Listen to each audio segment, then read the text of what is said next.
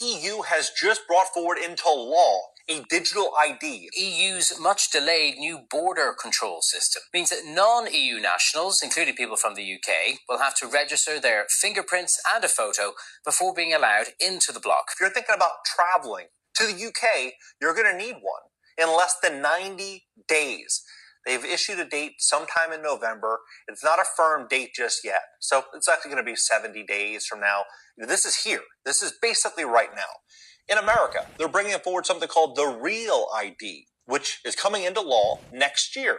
You'll need this to travel anywhere throughout America. Changes are coming to travel requirements if you want to fly within the United States. The new deadline for domestic flyers is now May 7th, 2025. Make sure your state-issued driver's license or ID card is Real ID compliant. And if you don't, you won't be able to board flights or access federal facilities. Now, they've talked for a very, very long time about social credit and things like that. And, a year, 2 years, 3 years ago, that would have seemed far-fetched, tinfoil hat type of conversation.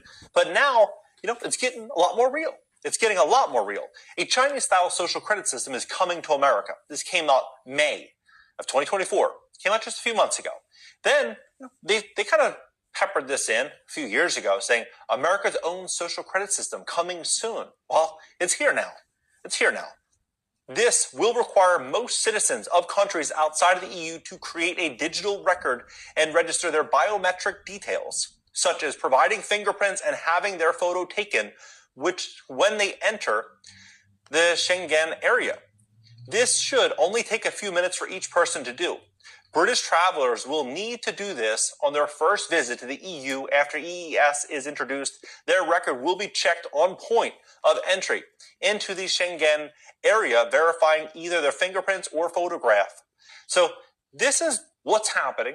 It's happening really, really quickly. And in America, this is kind of where we're starting.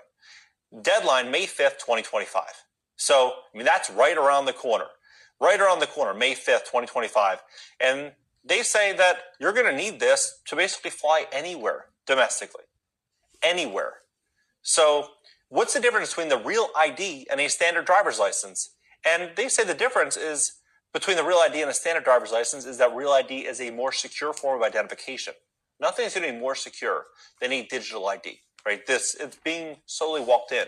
The form of this identification is accepted at airports following you to board domestic flights in the U.S., entering federal buildings and access certain military bases. A standard driver's license does not.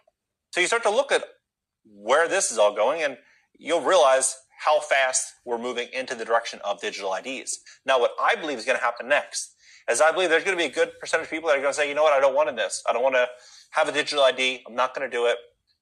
These people won't be able to travel, right? Which is kind of in line with what they would like initially. They would prefer less travel, say it's better for the environment. And, you start to look at what Europe's doing. Europe's ditching planes for trains. And it's not just Europe. Even other locations here. Spain planned to ban domestic flights where you can take train in under 2.5 hours. So if you can take a train, then they would prefer you to take the train rather than flying. And in here, it says the total impact of a single flight is so high that avoiding just one trip can be equivalent to going in a gasoline-free car for a year.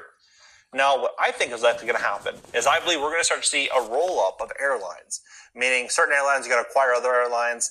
We're going to see this consolidation, and as that begins to happen, it's going to get more and more and more expensive to fly. I think the cost of flying is going to really go up in the coming years.